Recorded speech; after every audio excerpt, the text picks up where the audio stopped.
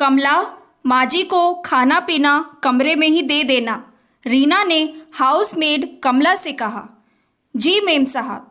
कमला ने रोज़ाना की तरह खाना बनाया। 1 बजे तक चुनमुन और विक्की भी स्कूल से आ गए। दोनों के कपड़े बदलकर हाथ पांव धुलाकर डाइनिंग टेबल पर खाना लगाकर सबको बुलाया। अरे आंटी, आप दादी को बुलाकर नहीं लाई? ठहरो, मैं बुला लाता हूँ, चुनमुन ने कहा तो विक्की ने बड़े भाई होने का फर्ज निभाते हुए कहा, तू रुक, मैं लेकर आता हूँ दादी को। कोई कहीं नहीं जाएगा, दादी को खाना उनके रूम में ही ले दिया है, वहीं खा रही है वो। तुम लोग चुपचाप अपना लंच करो, रीना ने कहा।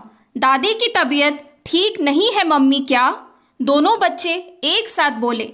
हाँ, थोड़ी तबीयत ठीक नहीं है, खांसी हो गई है। तुम लोग दूर रहना उनसे, कहीं तुम्हें भी न लग जाए उनसे, रीना ने कहा तो बच्चे ने सिर हिलाकर हाँ कहा। बच्चे तो बच्चे होते हैं। थोड़ी देर में दादी के रूम में पहुंच गए। दादी सो रही थी तो वापस आ गए। रीना ने देख लिया तो फिर मना किया। खैर, शाम को मोहित के ऑफिस से आते ही माजी को डॉक्टर के पास भेजकर दवा मंगा ली। दवा से माजी को थोड़ा आराम आया, लेकिन रीना ने माजी की खांसी ठीक न होने तक बच्चों को उनके पास बैठने तक पर रोक लगा दी। बच्चों ने कहा, दादी के साथ खेलना हमें पसंद है। रीना ने कहा, क्या मेरी पसंद लगा रखी है? जो कहा जा रहा है वो मानो। मेरी पसंद चलेगी, तुम्हारे भले के लिए कह रही हूँ। मोहित ने कुछ कहना चाहा तो उसे यह कहकर रोक दिया कि पहले इनकी खांसी पूरी तरह सही हो जाने दो, तभी बच्चों को पास भेजूंगी। इस समय फरवरी के महीने में जाती हुई ठंड में उनको खांसी हो रही है। कहीं टीबी तो नहीं हुआ जो हर समय खांसती रहती हैं? यह सब बोलकर माजी के खाने पीने के बर्तन तक अलग कर डाले। मोहित घर की सुख शांति के लिए चुप रहा, परंतु अपनी मम्मी का टीबी का टेस्ट करवाया और सभी टेस्ट करवाने के बाद जो नतीजा सामने आया वो ये था कि माजी को इस मौसम में वातावरण में पराग कणों के बढ़ने के कारण खांसी आ रही थी, जो एंटी एलर्जिक दवाइयों को देने पर धीरे धीरे कम होने लगी। मम्मी की तबीयत सही होते देख मोहित ने रीना को समझाया, मम्मी बिल्कुल ठीक है, मौसमी एलर्जी की वजह से खांसी हुई थी जो कम हो रही है। अब तो उन्हें सबके साथ उठने बैठने दो और एक से बर्तनों में हमारे साथ खाना खिलाना शुरू कर दो। तुम्हें बस अपनी मम्मी की पड़ी है, बर्तन अलग ही रहने दो इनके अभी तो, कहकर चुप करा दिया रीना ने।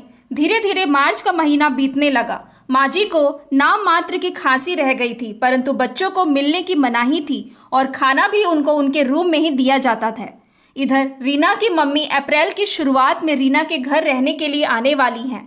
रीना ने अपनी मम्मी के स्वागत की ढेरों तैयारियां शुरू कर दी। जिस दिन वो आने वाली हैं, घर में उठती सुगंधित खाद्य सामग्री की खुशबू से रास्ता चलते राहगीरों के नथुने फड़कने लगे।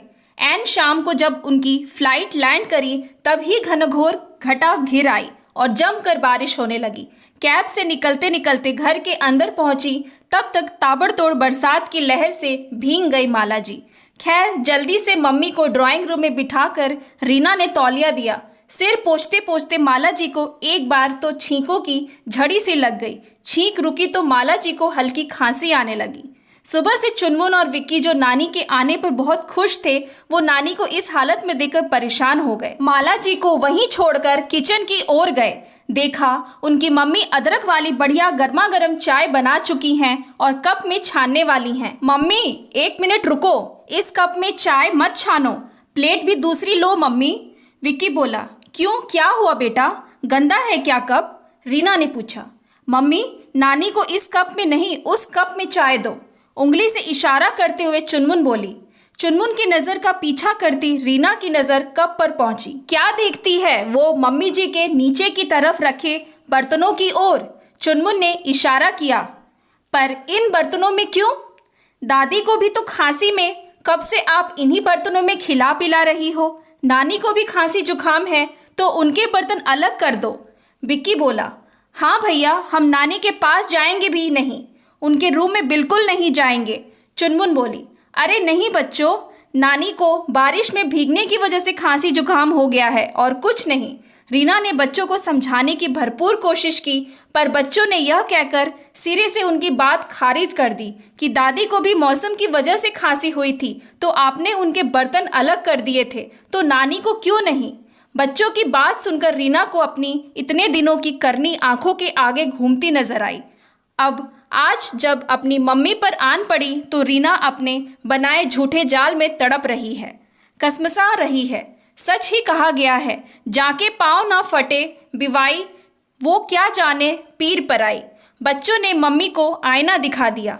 रीना की मम्मी को जब सारी बातें पता चली तो रीना को कसकर डांट लगाई। उन्होंने अपनी समधन जी से माफ़ी मांगी, उन्होंने रीना से भी माफ़ी मंगवाई। जितने दिन माला जी वहाँ रही, समधन जी के साथ ही रही। माला जी और हाँ, नानी का जुकाम ठीक हुआ, फिर तो बच्चों ने दादी नानी दोनों के साथ खूब मस्ती की। अब बेरोक टोक दादी के रूम में फिर से बच्चे महफिल जमाने लगे हैं।